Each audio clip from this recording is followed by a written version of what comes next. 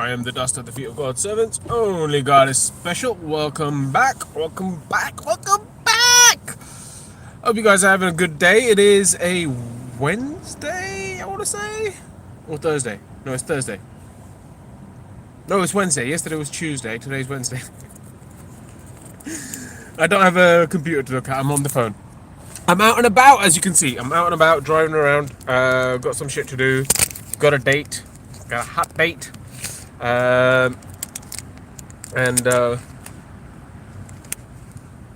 I thought while I'm waiting, I might as well do a quick stream. Because why not? Why not? And I thought I'll do it on a really, really good topic, which is the end of the world around the corner? Is it?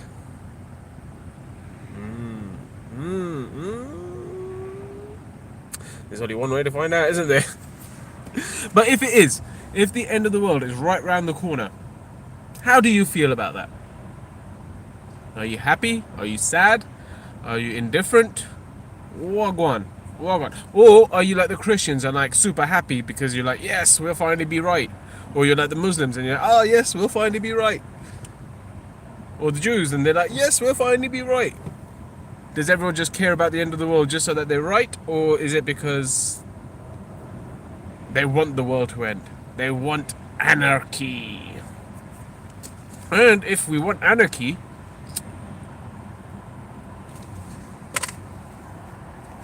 why wait till the end of the world? Why wait until literally seconds before it ends? If it's gonna end anyway, you might as well have some fun. If all you want is anarchy. And I love a bit of anarchy. I love a bit of anarchy. Chaos. It's good. It's good. It makes keeps you on your toes. Gets the heart beating. So yeah, the question is the end of the world round the corner? And if it is, how do you feel? How do you feel about it? Are you worried? Are you crying? Are you happy? Indifferent? What's going on? What's going on in your little brains?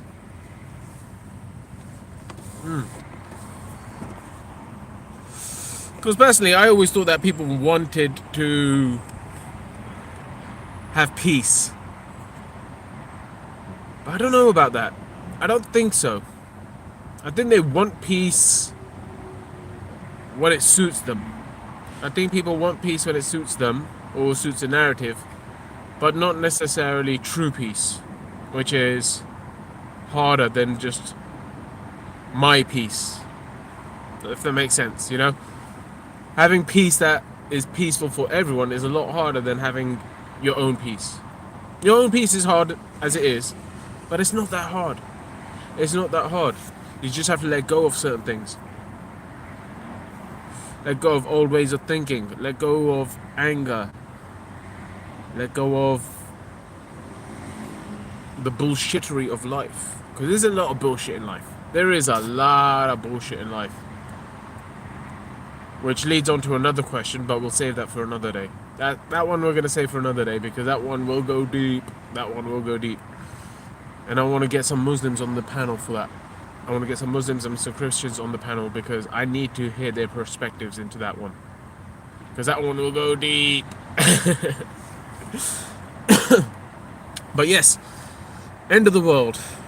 End of the world. If it truly is going to be the end of the world soon, does it really matter what you do?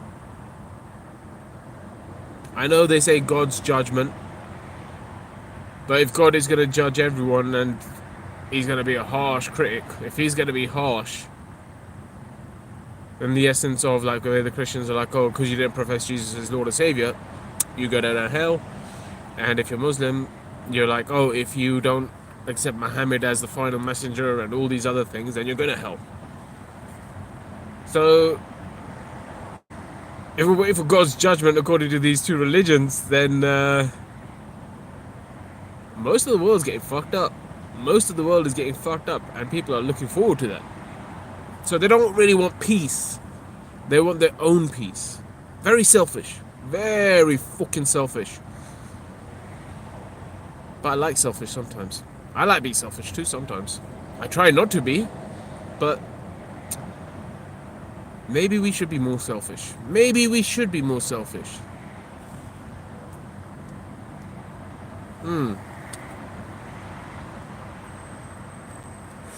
If I was selfish right now, what would I say? What would I say if I was being selfish right now? I would say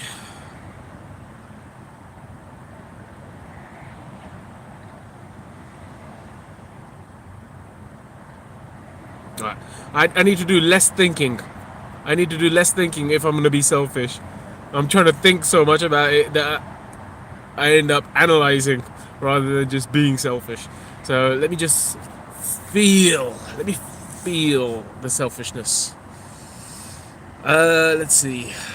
Oh, we got Budmarsh in the chat saying, press the demister button for your rear windscreen. You have a heated rear skin. It's all good. It's clear. It's clear. It's just a little bit dusty, but it's clear. Oh, that's the wrong one. Let's go. There you go. See? It's clear. No need for a demister. It's the middle of the day. It's the middle of the day. But Marsh, while you're here, you might as well tell me. I'm not driving anywhere at the moment. I'm waiting for my hot date. But I wanted to ask you, but Marsh, while you're here, are you waiting for the end of the world? Do you think it's around the corner? Do you think it's miles away? If you think it's around the corner, are you excited? Are you sad? Or are you indifferent? What's your situation? I don't even know what you believe in, but Marsh. Are you like Hindu? Oh, I need to turn the back wiper off. There we go. Are you Hindu? So if you're Hindu, then you're probably waiting for Kalki, right? Waiting for Kalki to turn up, to fuck shit up. Oh, you're waiting for the Mahabharata again. Because everything that's happened once will happen again. But Marsh says the Doomsday people are strange. But what if they're true? What if they're right? Oh, you say you're a Sikh. Okay, as a Sikh, I don't think Sikhs believe in end times, do they?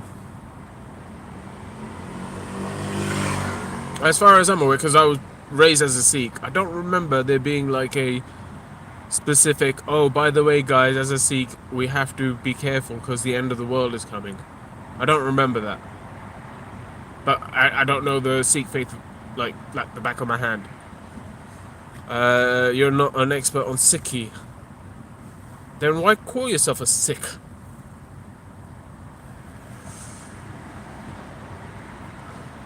If a doctor was like, hey, I'm a doctor, and then you said, oh, by the way, I took this drug and it gave me this side effect, and the doctor went, oh, no, I'm not an expert on doctor stuff. I just call myself a doctor. That's why I call myself an idiot, because I am a professional idiot. I know how to be an idiot. That one I've nailed to the T. I've got it down to the T. But I don't claim to be any particular religion because I don't know any particular religion. I'm a bit of a jack of all trades, master of none. So I would never classify myself as a Sikh, especially if I did not know what it fully meant. Badmash, are you a badmash? Badmash ਦੀ ਕੰਮ badmash ਦਾ ਕੰਮ badmash ਦਾ ਕੰਮ ਕਿਉਂ ਕਰਦਾ ਹੈ ਦੱਸ ਮੁੰਡਿਆ Badmash says, but I have read all of Japji Sahib. I understand Guru Nanak's philosophy. Cool. I think I understand it too. But oh, it's raining. But it doesn't mean that you're a full Sikh then. You could say that you agree with Guru Nanak and you agree with Jesus, but you're not a Christian and you're not a Sikh by them that standards. Japji Sahib is basis of Sikhi.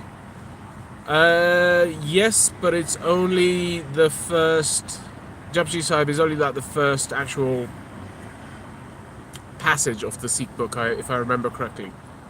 It's literally the first thing. It's like reading Genesis 1 and then going, cool. Although that's what I did. That's what I did. I didn't even finish reading Genesis. But the bar says the foundation. Oh, Jitin, welcome back, welcome back, welcome back. What's up, the man? Just chilling. Doing a little quick car stream before I go on my hot date. And then I've got some other errands to run, so I might do a couple of these streams. I brought my charging cable with me as well, so I can actually, recharge my phone and possibly. Would you guys like to see my hot date? Yeah, let me put my phone on charge now, just so that we're ready.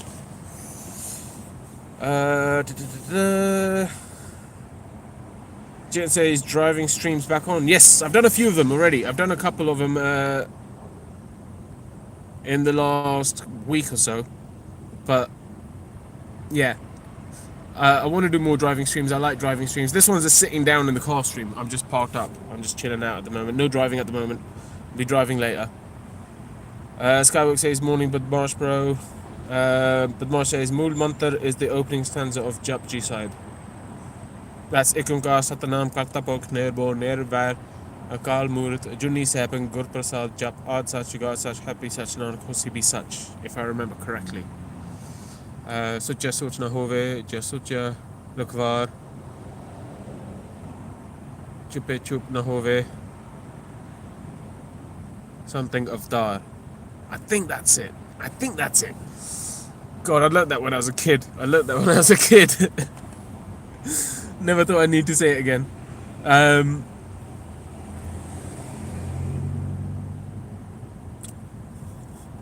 Skyworks says, man, morning Skyworks. Good to see you here, pal. Hope you're having a good day. Hope you haven't been banned from the Big Nose channel. Honestly, I really don't want you getting in trouble because of my dumbass. Well, it's not because of my dumbass, it's because of your own choices. But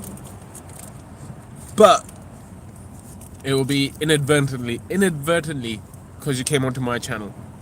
But Mar says, what does Ajuni mean? That's a good question. This is my issue. When I learned that Ikunkar Satanam Kartapot Nerbo Nervar Kalmut, all that stuff, Ajuni Sepang, I did not know what the hell I was saying. I had to look at the English translations because it's very old Punjabi. It's almost like a mixture of Punjabi and Sanskrit. So you have to learn the language, learn what it means, and then when you say it, you know what it means. But Ajuni Sepang, I think it means forever existing. So I think Ajuni might mean forever, and then Sepang means existing. But that's off the top of my head. I can't remember exactly what the translations were. Jitin says, why did you leave your job driving the coach? Honestly, I didn't want to leave it. I loved driving coaches. Unfortunately, my manager at the company wanted to charge me for any mishaps in the coach. Up to £250 per mishap. And I was like, bro, you're a business. Let's say if I accidentally did something, which can happen, and I have done in the past, you make mistakes or you misjudge the size of the vehicle or the size of the street, or sometimes they even send you down the craziest places. What mishap? I'll give you an example. So they sent me to this school once, and I parked up on the main road. I was like, hey, I'm on the main road, come on out, get the kids on board. And they're like, no, we want you to reverse into this car park area. But the gate was like tiny. It was absolutely fucking tiny. Literally, as I was reversing in, I probably had about 6 inches either side. 6 inches either side to get reversed into the gate. And as I was reversing into the gate, I saw like a bush behind me. I saw a bush. I made a mental note. I was like, there's a bush there. I've got to be careful. I don't want to go into the bush. I'll try and avoid it as I'm trying to navigate into the car park. But if I kind of skim the bush, it's no big deal, You skim bushes all the time when you're driving coaches. Now, this is where it got interesting. As I was reversing in, and like I said, 6 inches, barely 6 inches, probably about 4 inches on either side of maneuvering space between the gates. As I reversed, I thought I'm skimming the bushes. I thought I'll probably rustle a couple of leaves. But wouldn't you know it? Wouldn't you know it? In between those bushes was a fucking tree trunk. There was a chopped down tree trunk where someone had chopped down a tree but left the trunk there.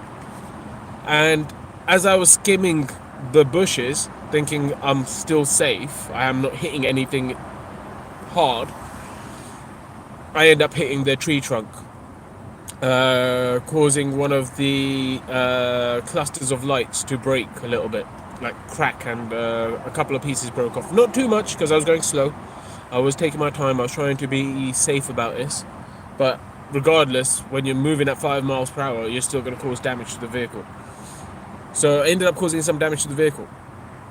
But it's situations like that, because when they book you for a job, they don't talk to the people and say make sure there's a safe place for them to park, or make sure that there's enough space for the actual coach to make it to your location. They just go, oh, you want a booking? Yeah, sure, cool, booked. Job done, it's all booked, and we'll send a driver out. And then when I turn up, and I'm like, I can't get down this road. Literally, there's no way for me to... I could probably go down the road. But as soon as I get to the road where I need to turn off, there is no space for the vehicle to move. I can't, because when you got a bus, there you go. When you got a bus, if you turn the front, look at that back end. This is the front. If you're turning the front, look at the back end. What is it doing? It's swinging out. So I'll go down these dead ass roads where there's like literally a couple of inches on either side where the vehicles are parked up on the road, and then I need to turn into that side road to get to the school or get to the person's house, but I can't fucking turn because the vehicle is too big and the roads are shit. They're not designed for coaches to go down.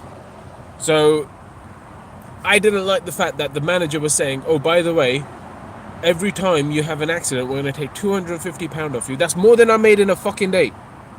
That was like 3 days of work. £250, 3 days of work. And I'm like, bro, what's the point of me coming to work? Let's say I do a really great job. I do, like, the customers are happy. I get there on time. I pick them up on time.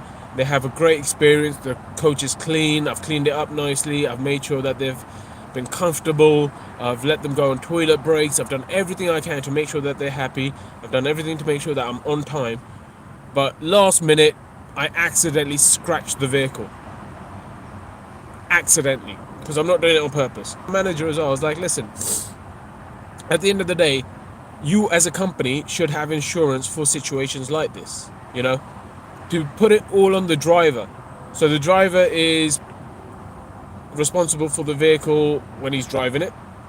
He's responsible for the vehicle in regards to repairs. He's responsible in regards to the vehicle being clean. He's responsible in regards to the passengers. He's responsible in regards to everything. What responsibility does the management or the company have? Oh, just booking the jobs and providing a vehicle? That's it? No, you've got a responsibility as a company to ensure that the vehicles are repaired if anything does happen. Because I used to be a fleet administrator, a fleet coordinator for a different company where basically in these situations it was for Waitrose. When the drivers would have mishaps, when they would have accidents or they'd break a cluster of lights, the company would just take it on the chin and just replace it. They'll obviously talk to the driver and try and avoid that happening in future, which I completely respect and understand. But it wasn't a situation of, oh, you did your job, you made us £700 for the day, but because you were only going to make like £100. Let's say I was only going to make £100 for the day. So out of that 700, I'm getting 100, they're getting 600. But because I had a little scratch on the vehicle, now I lose 250, and the company keeps their fucking 700. It don't make sense to me. So I didn't like this. So I already told the manager, I was like, listen, at this point in time, I don't see myself sticking around here very long because I don't like the way you're setting it up. I don't like the way you're putting all responsibility onto the drivers. I get it. We are responsible for the vehicles. We're responsible for other people on the street. We're responsible for a lot of shit as drivers, okay? As a coach driver especially, you're responsible for a lot.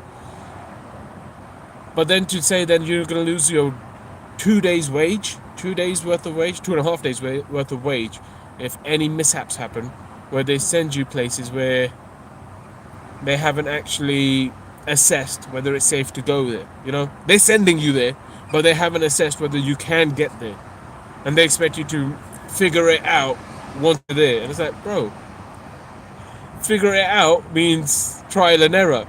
Figure it out means see what happens, and if what happens is a slight dent or a scratch or something breaking, that's your responsibility because you said figure it out. You know what I mean? So I was already talking to my manager about leaving. I said to him I'll give him full notice. I didn't have a contract, but I said, look, you said that there's a 2-week notice period. I'll give you a month. I'll give you a month notice period so that you can find another driver, and also it allows me to find another job, so we both win. And we left it as that, and he said, cool. And a few days later, he told me to go to another yard, another depot, to pick up a vehicle and do a job. But in order to get that vehicle, I had to take the keys with me from our depot.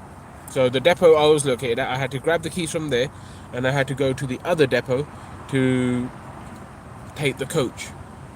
So I took the keys a couple of days before my days off. I had a couple of days off, so I took the keys by his instructions. I followed his instructions in regards to they look like this, they look like this, they look like this.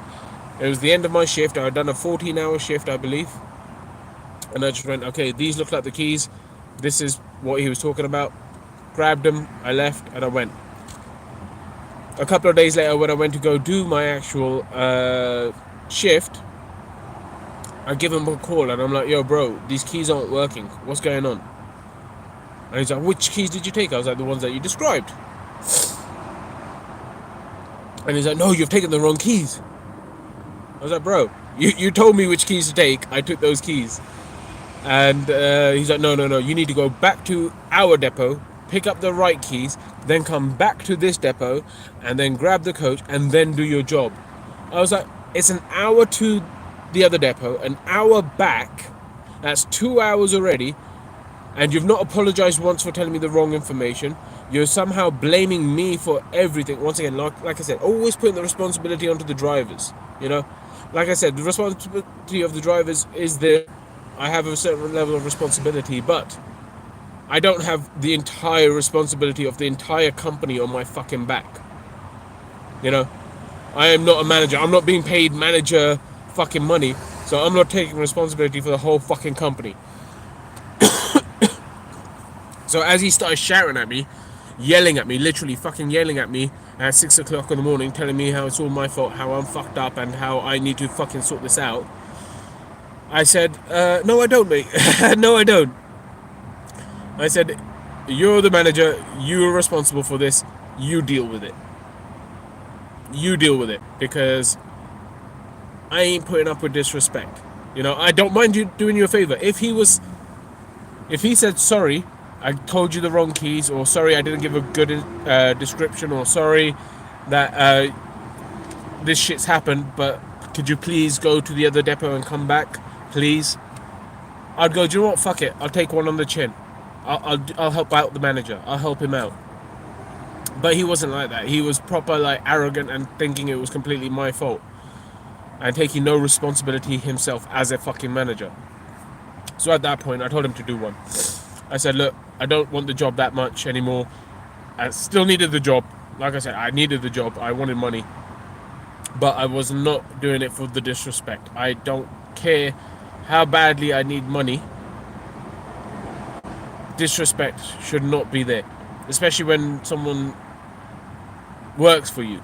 You know, if they're working for you, trying to do their best, trying to make sure that The customers are happy, you're happy, the vehicle's good, everything's set. The last thing you want to do is piss off the people who are earning your bread and butter. So I told him, I said, look, no, I'm done. I'll see you later, mate. I'm going home. I'm going back to bed. If you're going to sit there and blame me and shout at me and talk to me like I'm a fucking kid, I'm going to act like a kid. I'll go home and go back to bed. You deal with it, buddy. You deal with it. You're a manager. You can drive a coach. You come drive the coach. I don't want to be like that. Like I said, if all he did was apologize and say, "Daman, can you please help me out? I really need you to do this. I'm really sorry I fucked up. I should have given you better instructions, or I should have taken a picture, or I should have put those keys separate so that it wasn't going to get mixed up with any other keys." If he did anything like this, I would have gone, "Do you know what, bro? It's all good. Shit happens. Let me sort this out for you. Let me try and get there and back as quickly as I can and get this customer picked up as close to the actual pickup time, because I would have been 2 hours late, and then the customers would have been unhappy. They would have been, oh, the driver turned up 2 hours late. What the fuck?" I would have had to deal with that and deal with the passengers, try and talk them down, try and calm them down, say, "Look, I'm really sorry. Unforeseen circumstances." Try to give them a good experience. Try to turn the day around for them. I would have done what I could to ensure that the customers still had a good day and it wasn't going to affect the rest of the day. But like I said, that would require my manager to take some responsibility and not just try to shove all responsibility for everything onto me. Yeah. That was the job story. I didn't want to leave. I love driving. I love working, but I don't like being treated like shit. I think that you need to treat people with dignity and respect. And don't get me wrong, he could have a go at me. Like I said, if I had damaged the vehicle and he had a go at me, no problem. I fucked up. It is what it is. Yeah, okay, in that example I gave with the bushes and the tree stump being in there, I couldn't have foreseen that there was a tree stump in there unless I got out the vehicle, walked around the yard, fully assessed everything, then got back into the vehicle and then started driving. I could have done that. I didn't. I could have done that. So if he shouted at me for that, I'll go, "Do you know what, bro? You're right. I need to be a bit more careful. It is what it is. I'm sorry. I'll try better next time." But to then try and take money away from me, literally 2.5 days of work, money. And like I said, most of these shifts I was doing like 15 hours. 15-hour shifts, okay? 2.5 days of work. That's 30 hours gone down the toilet because of one scratch or whatever. So yeah, I didn't like the way he was trying to run the business. I didn't like it. I thought it was, like I said, putting more pressure on the drivers and more responsibility on the drivers without giving them the extra pay. I'll take the responsibility if you want to pay me like a manager. If you want to pay me like a manager, I'll take the responsibility of a manager. No problem. But if I'm being paid as a worker bee, don't expect me to be a motherfucking queen. I ain't laying any eggs for you. That was a weird example, but I think you know what I mean. But Marsh says, Ajuni describes God. It means God is outside of birth life cycle. Ah, okay, cool. There you go. See, you know the translations. I have to look it up. I'm not very good at Punjabi. What I say is I know Pinglish, which is Punjabi and English mixed together.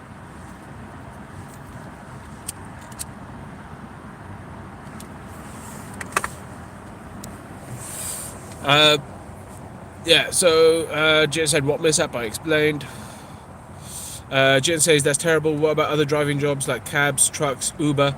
Cabs and trucks, you need a special license for, which I don't have.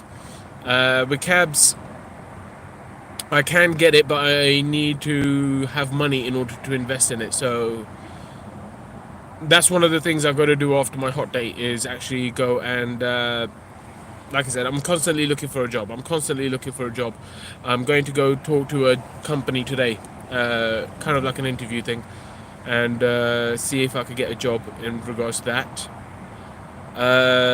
Trucks, you need a Class 1 or a Class 2 license. And Uber, you need a special license again, same as cabs. but you also need special insurance on the vehicle as well, so that you can actually carry passengers professionally. This is the thing. A lot of the things out there, if I wanted to do any of these things, I need money to invest in myself in order to do these things. You know, if I wanted to set up a shop, I need to be able to buy a license to sell in a shop. The way the world is set up at the moment is you need money to make money. You need money to make money. So that's a little predicament I'm in at the moment. But it's no stress. Well, it's a little bit of stress, but I don't stress. Stress is against my religion. I can only do what I can do. I can't do anything else. I could try and make money in deceitful ways or in bad ways very easily. Someone was offering me £1,500 a week in order to do some dodginess and make some money, and I said no, because I was like, no, I don't want to give up my principles just for money, as much as I need the money. I don't want to waver on my principles. Don't get me wrong, I was tempted. But I was like, nope, stick to my guns. Fuck it, even if it is gonna mean I'm penniless or struggling for a little while, I'd rather not give up my soul. Jen says, and that's how it goes. Some managers are terrible, but there are good ones too. Yes, good and bad managers all the time. Unfortunately, most of the managers I meet are bad. I've had about 3 really good managers in my life. And the reason they were really good managers was because they would lead by example and they would be fair. You know, they would bend the rules for you because they would understand that you would sometimes bend the rules for them. Like with this manager the other day, where he was like, oh, can you drive 2 hours, get the key, come back? You know, that's not going to be paid time. I'm only going to be paid from when I'm actually driving the coach.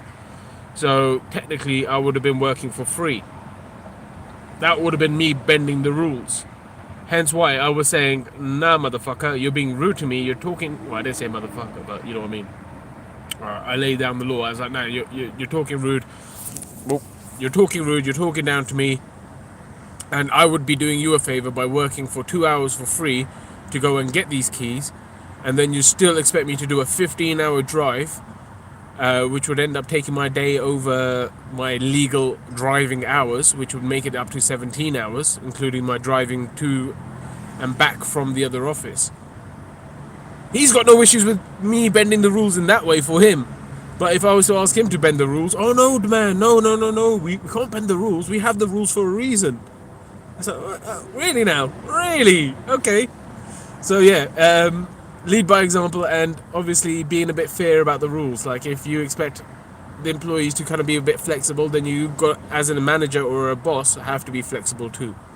You got to have that balance. And once again, like I said, I'm not a manager. I'm not being paid as a manager. Don't give me the responsibilities as a manager. Especially because he was asking me for advice.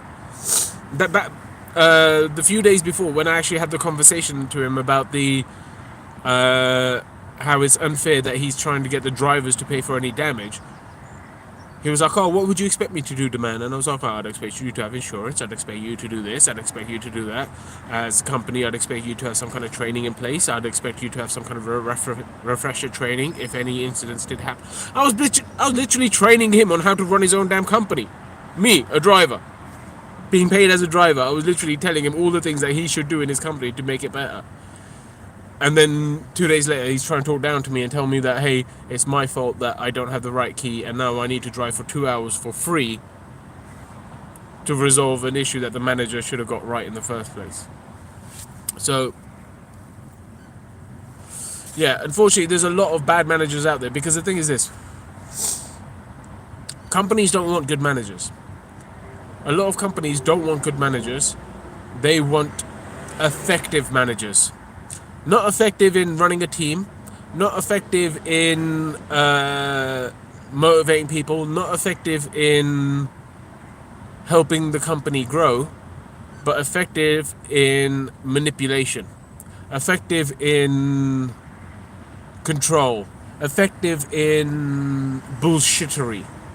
You know, the amount of times the managers are bullshitting me. Oh, man, you know what? You've got potential. You know, maybe you should help us on this project. And you help them on this project, and then they take all the credit, and then they're like, oh, what? You wanted a promotion? No, no, no. There's no role. There's no role here for you. So yeah, maybe one day, but there's no role here. It's like managers are all about manipulation and trying to get the most out of you rather than actually trying to help you succeed in life. They just want to step on you to make themselves look good so they get bigger bonuses.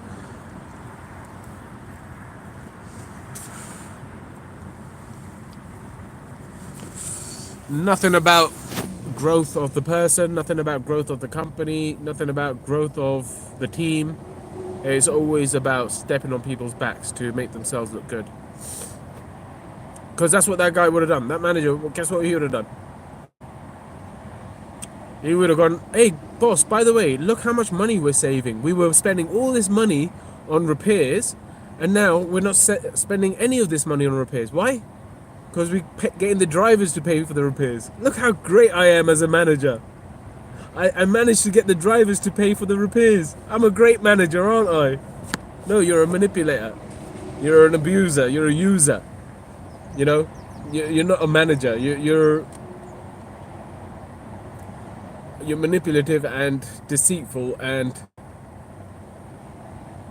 honestly disgusting behavior. It's disgusting behavior. I don't appreciate that kind of shit. So yeah, that's the way I see it. But Marsh says getting out and assessing your reversing space would have been best. Yes, it would have been. Unfortunately, there was no space to park legally on the main road because the school was off the main road. It was literally on the main road, and I kind of parked up where I thought was safe and they could allow the passengers to come on and whatnot, but they were like, no, you need to park in there. I did understand afterwards. They didn't explain to me, but I understood afterwards. The school that I went to was full of disabled children. They had different conditions, autism and other learning difficulties and all sorts, probably physical defects. So I understood afterwards why me parking on the main road was a bit dodgy for the kids. But if they had let me know beforehand that, hey, you're going to have to park in here, I would have turned up earlier, I would have done an assessment. Also, not to mention that the road was blocked off. I actually did a dodgy maneuver where I went down a road I was not supposed to go down to get to the school because it was blocked off for roadworks. So, yeah, this is what I mean. We bend the rules as much as we can as drivers, not to be unsafe, but to kind of accommodate in a safe way. But when that same courtesy isn't applied to the drivers, that's when it's like, bro, £250? Seriously? I don't even get paid that much in a day, and that's what you want to charge me? You know, like I said, if they're making £700-800 a day for the vehicle being out, that's profit, £700-800 profit, and then they expect me to pay the £250, then it's just pure profit for them. It's pure profit for them. It's just ridiculous. It's ridiculous. Because I'm not coming to work for free. I don't think anyone's going to work for free. You know, you're going to work to get paid for your time and effort. It would have been best to get out and look, but like I said, that was a lesson learned. Going forwards, I would have done that. But to be threatened with money being taken off me, that didn't motivate me to get out and check. That motivated me to get angry. That motivated me to be annoyed at the management because of the inconsistency with the rules and the fact that it's not a good idea to get your drivers to pay for what the company is responsible for. But Marsh says, but anyway, best to look forward now. Yes, exactly. I'm just looking forward. But it's just because Jitten was asking about that job. People asked me in the past, I didn't want to go into the details. I didn't want to be petty and kind of call out the company or anything like that, but at the same time, I have to be honest. You know, maybe someone will learn something from there. Maybe they're being abused or taken advantage of by their managers, and this will teach them that, hey, I don't have to take this shit. I don't have to take it. Jin says that's a good offer. You are a criminal only if you are caught. Jin says, are you sure it's something coming from the manager or was that a company policy? The manager was a joint director with someone else. He was a joint director with someone else. So for me, him and the company were the same. The manager and the company were the same thing. I get it, it's a small startup company, but they had like 6-7 vehicles. They were getting a lot of work in, they had contracts, they had constant work. You know, if it was a small company that was struggling, I'd understand. But a company that's actually got a lot of work coming in, and like I said, I speak to these passengers. I speak to them. I have a nice little conversation with them. And I sometimes hear them, oh, parrots. Sorry, I just saw 2 parrots dancing in the sky.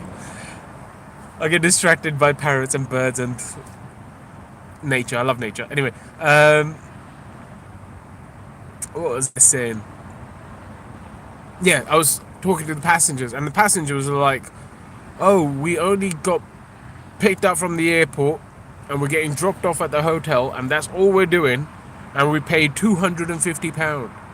£250 to be picked up from the airport, to be dropped off to the hotel, which was about half an hour away. £250. So I could extrapolate from that for a full 15-hour day, the company is making a lot of fucking money. A lot of fucking money. And I can understand maintenance of the vehicle, cost of the yard. I understand these costs. I understand that when a company is running, it has to go through its costings to ensure that any money that it makes is able to cover the cost of running. But that is what repairs comes under. Maintenance of the vehicles comes under the costings. It doesn't come under the driver's responsibility. That is a company responsibility. So yeah, it was cheeky, it was sneaky, and there were some drivers who obviously didn't care, or they maybe did care, but they just didn't have the balls to say anything about it. So they carried on doing it. But I guarantee you, they get into an accident or something happens, they'll be singing from my hymn sheet. They'll be saying the exact same thing I was saying. They'll be like, wait a second, 2.5 days of work gone down the toilet because some other idiot decided to scratch the vehicle. Some other idiot decided to squeeze past and cause some damage. But because I was in the vehicle and I didn't stop him, I'm now responsible. What's that, bro? Bro. Jen says, naturally, were the managers Indian? Yes, they were. In fact, the manager was Gujarati. But I'm not playing on the stereotypes. I am not playing on the stereotypes. But he was Gujarati. And for those who know the stereotypes of the Gujaratis, they're tight-fisted. They're very tight with their money. So, but I'm not playing on the stereotypes. I'm just playing on the situation of what happened. And since you've asked, were they Indian? Yes, they were Indian, and they were Gujarati, to be more specific. Just says the company owners. Yes, one of them anyway. I don't know what the other one was because I never met the other one. Jen says that's dodgy. Yes. Yo, you did already? I did already. I don't know what I did already, but yeah. So I love driving. I like driving jobs. I don't mind being a worker bee. You know, I don't need to be a manager to feel happy with myself. I don't need to be a manager to feel like I have some worth in life. I can happily be a worker bee and do my job and do it to the best of my ability for the benefit of everyone, including the managers and the passengers. But I draw the line. There's a line, and you don't cross that line. You know, if you cross that line,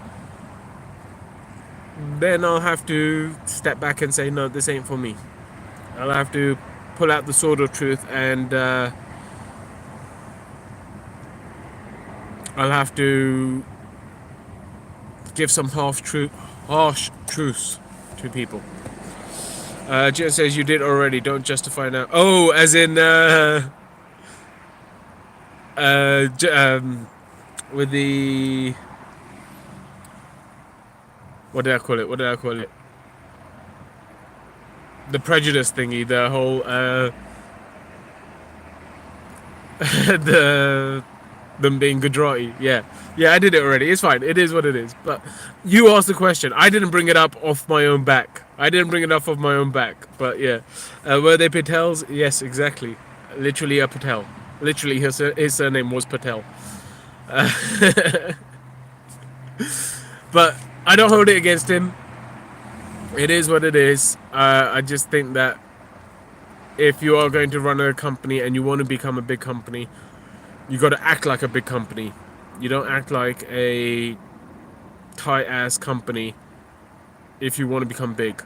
You know, you take the hit, you cut into your profits a little bit to make sure you could grow and maintain everything. And then once obviously you're big enough and the profits are big enough, any of these small repairs would be inconsequential, you know, because of the fact that you'll have all these things. Yeah, and I was also talking to other drivers. So this is the thing: when you go to certain places and there's other coach drivers there, you start talking to them. And this was my first coach driving job. So when I was out at certain places and I was talking to other coach drivers, I learned a lot about different coach jobs and different companies and the way they work. One of the things that these guys said to me was, oh, by the way, sometimes you could do tours where you're gone for 3-4 days. You might be going up to like the whole of England. You might go around literally from London to Scotland and back down again, stopping along the way. And you'll be doing this for about 3-4 days, maybe even a whole week. And when I was talking to these other drivers, they were like, oh, by the way, when you do this, the company has to give you some spending money because you're away from home. And I was like, oh, really? That's cool. And he was like, yeah, they should give you at least about 150 to 200 pound a day, you know, for spending money for whatever. And I was like, oh, that's really cool.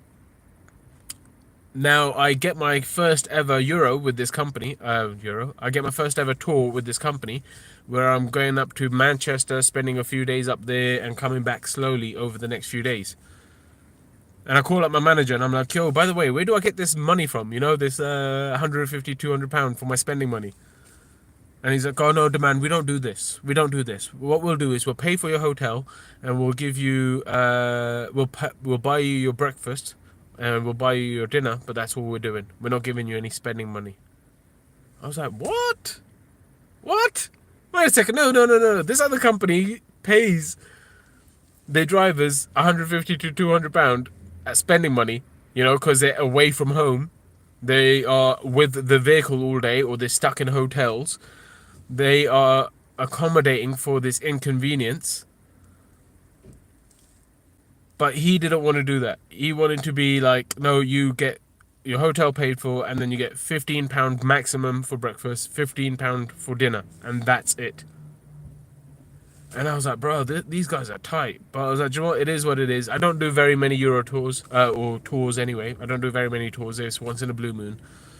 If I could find another company in the meantime that could pay me the right amounts, then that's cool. But in the meantime, I'll keep on working. Work is work, money is money. And I'll take that hit. I'll take the hit until I can find a better place. But yeah, that just showed me again that how the company wasn't actually giving a shit about its drivers. The way I always say it is that a company should take care of the people that are frontline staff. Because if they take care of the frontline staff will take care of them. Because the frontline staff are the ones that are making the money for the company. You know? Yeah, the people in the office might be making contracts. Yeah, they might be doing this, they might be doing that. But unless you got people on the ground ready to work for you, all the contracts in the world ain't going to make you money. You know, unfulfilled contracts don't make you money. It's contracts that you do fulfill that make you money. So the frontline staff are the fucking bread and butter of every fucking company, regardless of what the managers seem to think of themselves. They always seem to put themselves on some pedestal. But managers are replaceable, you know? You can replace one manager with another. You can replace the workers too, but you won't get that same quality. You know, if you have someone who's been working for the company for 15 years, 15 years he's worked for the company, he knows the job inside out, he smashes it out 100% every time. And let's say he asks for a little pay rise. Let's say the pay rise would cost the company about 3 grand extra a year. Instead of giving him that pay rise, they will sack him, or they'll say, no, we don't want you here, and let him leave.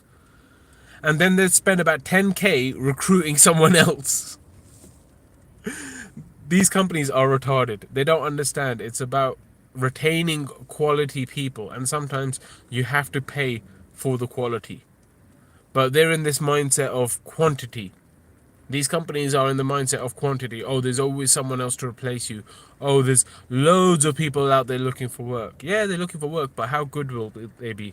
How dedicated would they be to making sure that the customers are happy and that the vehicles are maintained to the best possible? Obviously, mishaps unaccounted for on a regular day, that the vehicle is properly maintained. How many of them would make sure that the managers and the drivers have effective communication? Or how many of them would just be like, oh, that's the manager's problem, and just not talk to the managers about anything? You know, there's a lot of people, I've met a lot of people who are like that, who are like, oh, well, I expect the manager to call me if he's got an issue. I'm not going to call him to tell him I'm running late. I'm not going to call him to tell him this or that or the other, or that there's issues in the road. If I'm going down a particular way and I see, hey, there's a road closure, I'll give a call to the manager. Say, hey, by the way, there's a road closure. Let everyone else know. Or I'll message the WhatsApp group. You know, the whole teamwork situation. But that's what you get from quality, not quantity. That's bullshit. They will just book you one of the dodgy motels. I think they did try a couple of times, but they were sold out. So they ended up sending me to a Holiday Inn or an Ibis, or one of those kind of like cheap but hotel ones. Jen says, but £15 a meal is not bad, and a vacation. It's not a vacation. I'll be working. I have responsibility. Even when I was staying at the hotel, I was worried about the vehicle. I couldn't sleep properly at night because I was like, if somebody knows that or tries to open one of the side panels, they'll realize it's not locked because it doesn't have a lock. Once they open that side panel, they could turn on the isolator switch, and that gives power to the coach. As soon as they've got power to the coach, they could press the button and open the door and walk on, because the keys didn't work on that coach. That the particular coach I was driving, the keys didn't lock the coach. They were messed up. So now I've got a coach that doesn't have a lock on there. I've been told to stay overnight at a place. And overnight, the coach is in public place where anyone has access to it. And I'm stressing. Because I'm responsible for the coach. If overnight some people decide to, hey, let's see if we could get in this coach, got into the coach and started drinking and smashing up the coach, guess who's going to be responsible for that? Me. They're going to be like, but demand, why didn't you tell us the key doesn't work? I've told you 100 times. I've written out the paperwork 100 times. I've explained to you guys it doesn't work. But you guys are saying, oh, but don't worry about it for today, just take the vehicle out. You know? That's the response you get from these responsible managers. Is that, we'll deal with it, just take it out for now. And then they put that burden and that pressure on you. So yeah, I spent the night in the hotel, but most of it I was panicking. I was thinking about the coach. I was like, I hope the coach is okay. A couple of times I went down to check and make sure it was still there, make sure there's no one on board. Yeah, it's It's not a right way to run a business. It's not a right way to run a business or to treat your employees. And £15 a meal is not bad if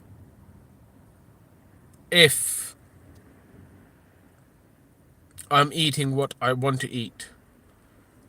But if I'm eating what's around me, if I only have the option of eating, because I've got a coach, I'm in a coach. I don't have a car where I could drive down 5-10 minutes and go to a nice place, park up on a side road, and go and eat somewhere nice. I have a coach. I have to either take the coach with me to go get food, or I have to leave it and either pay for Uber myself, walk, or whatever, catch a bus, and these guys weren't going to pay for any of that stuff. They just wanted to pay for the meal only. He says, haha, smart Patels, yes. Jen says, is Suvi Indian too? Yes, she is. And Jitan says, now they know how to steal the coach. Hope no burglars are watching. Not my problem. Not my problem. This is something they should have dealt with in the past. And to be honest, they don't know the company name. They don't know what the coach looks like or anything like that. But yeah, this is how some coach companies work. This is how some places work. So if someone wanted to do something dodgy, they could. Welcome back, Shivites. Big up, big up, big up. Hope you're having a good day. All right. I need to find out what's going on with my date. So I'm going to end the stream here. It ended up being a stream about my job rather than the end of the world. But let's finish it with the end of the world. Jitin, end of the world coming or not? And are you happy about it? Are you happy the end of the world is coming if it is coming? Or are you just like, nah, don't bother me? Same for you, Shivites. Oh, well, Shivites, you think that it's coming in 2040, right? Are you excited about the end of the world, Shivites? Or are you a bit more like, oh no, we're running out of time? And what do you do? What do you do? Do you double down on being good? Or do you let loose and go crazy? Are you going to become one of these guys that goes and loots and steals stuff? Because you're like, do you know what? Screw it. There's only 5 years left of life. Might as well have some fun. What would you do? What would you do if your son was at home, all alone on the bedroom floor because he's hungry? And the only way to feed him is to sleep with the man for a little bit of money and his daddy's gone. Yeah, I'm just singing again. Jitten says, not coming, not bothered, either way. Oh, wow, okay. Shiva says, it's the design of this realm. The resets are a metaphysical fact. Yes, but obviously you could still have feelings towards it. You could have opinions towards it. You could say, oh, it's a fact, but it's a shitty fact. Or you could say it's a fact, but I kind of like this fact. How do you feel about it? Feelings aren't everything, but they are important too. It's the balance between the feelings and the thinkings. The feelings and the thinkings. What do you feel? What do you think? Let's find the truth.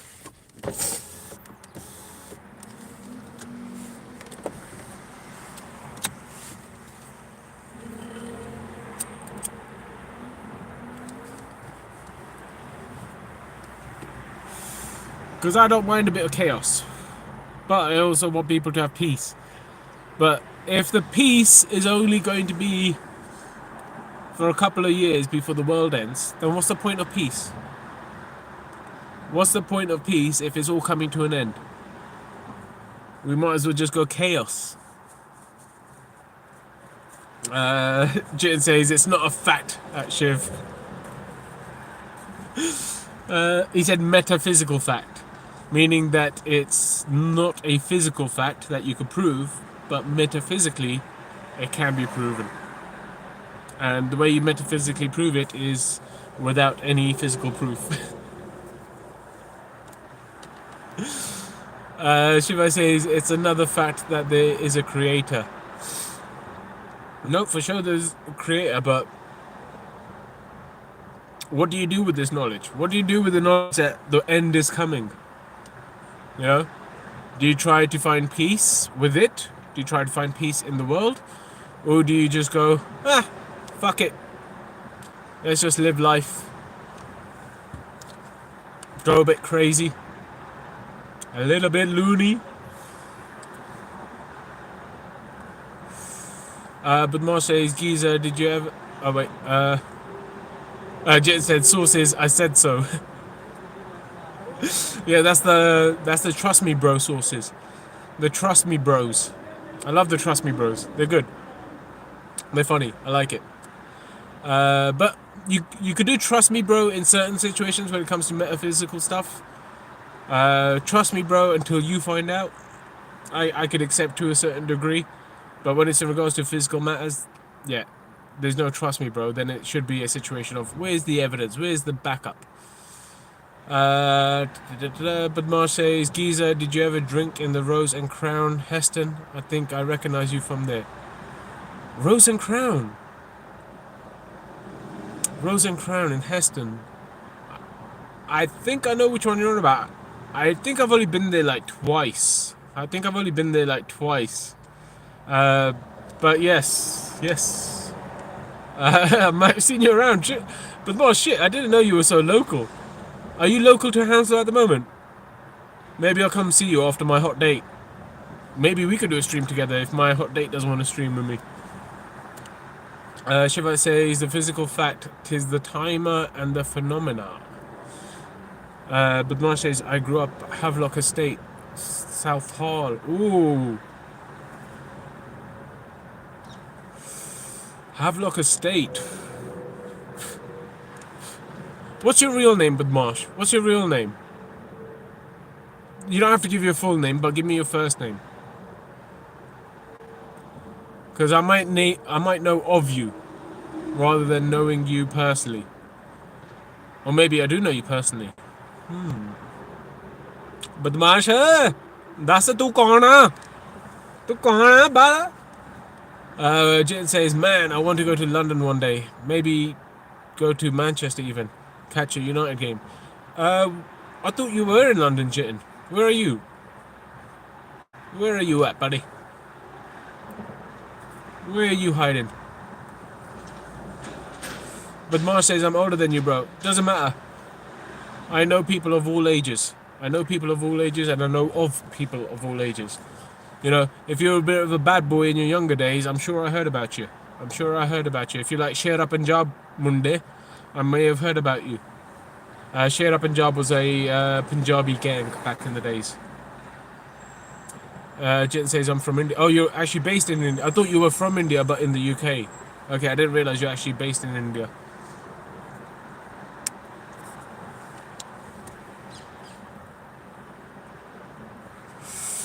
Alright. I'm going to end the stream here. Haryana, just below Punjab. Haryana. I love Haryana. I love saying Haryana too. It's so cool. Yeah, I think my mum might have some family that lived in Haryana for a bit as well. I think I've got some cousins that still live there as well at the moment. I've never been recently. I think I was there when I was a kid, but I don't remember it much. I do remember going to... What's the major city next to Haryana? What's the major city?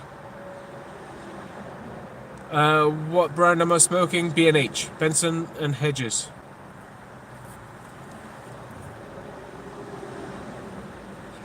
Yep, you got it. Benson and Hedges, B&H. But don't smoke. Smoking is bad for you. I do it because I'm an idiot and I know the risks. Obviously, if you know the risk and you've been... Chandigarh. Yes, Chandigarh. I think that's where I went. I went as a kid. And I remember this one food stall. I still remember it to this day. There was a food stall, like a street food vendor, called Himalaya Burger. Oh. It was so damn good. Like literally, I would say to my mum, Chandigarh jana? Like, are we going to Chandigarh today? Just so that I could go get another burger. It was so damn good. I wonder if they actually still there. Himalaya Burger. So next time you're in Chandigarh, Look for Himalaya Burger. Let me know if it's still there. And if it is, send me a picture. I'd love to see if my memory serves me right. Shivite says they're a rip-off these days. Yes, smoking is a rip-off. Cigarettes are an absolute rip-off. Jitten says I've been smoking for a while. Same brand. It's the best. I wouldn't say it's the best, but it's the flavor I like at the moment. You know, sometimes I change it up because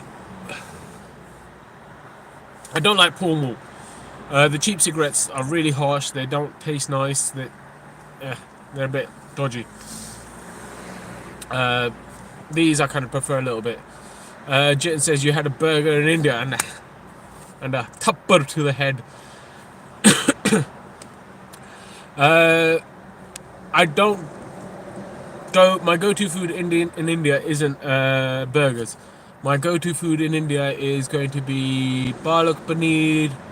It's going to be shahi paneer. Ooh, shahi paneer in India. Beautiful. Not as good as my mum though. My mum makes it the best. But I had shahi paneer in India, palak paneer, saag, dal. I did all of that. But you know, after you're there for about 2 weeks, and then you're in Chandigarh and you're like, oh shit, they do burgers. Let's give that a go. And it's with an Indian twist, a slight Indian twist to it, because they put proper spices into the burger. And it was a vegetarian burger, because I was vegetarian at the time. So it wasn't an English burger. It was a veggie Indian style burger. It was like almost like a pakora in a bun, but in a more burger style. It was actually really so damn good. Honestly, it was so good.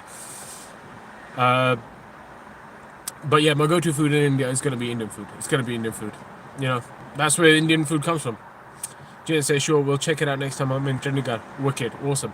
Is your family vegetarian? Just my mum and dad. Just my mum and dad. They're still vegetarian. I eat meat once in a while. I don't like to eat meat every single day. It's more of a... Like yesterday I was working in the garden. I was doing the storing and all that stuff. I was doing a lot of physical work. And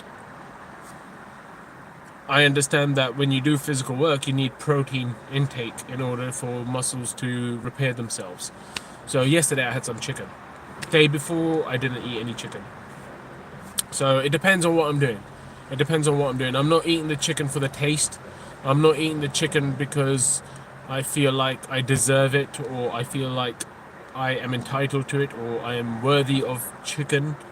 It's more of a as need be situation, you know, because then you have more respect for it. Then you have more respect for the life that was taken. And obviously when I'm eating the chicken as well, I'm like, thanks God for the life that was given in these particular chickens to make the food, and I appreciate the life, and I appreciate the sacrifice, and I do appreciate the taste as well, even though I'm not eating for the taste. Yeah, cool. I think that's enough sidetracking. I said I was going to end the stream. I appreciate you all being here. Lovers, haters, ninjas, watchers, commenters, all of you. Appreciate you all. Hit that like button before you leave. And also leave a comment after the video's over. After the video's over, leave a comment below as well. I think that helps with the algorithm too. So yeah, if you could do that for me, that would be awesome. And hopefully, who knows? You might be able to see me later on for another stream. And hopefully, maybe I'll even bump into Badmash. I'll maybe go down and see if Badmash is around. So we'll see what happens. But I hope you guys enjoy the rest of your day if I don't see you. And I am the dust at the feet of God's servants. Only God is special. I said I am the dust at the feet of God's servants. Only God is special. Take care, guys. Bye.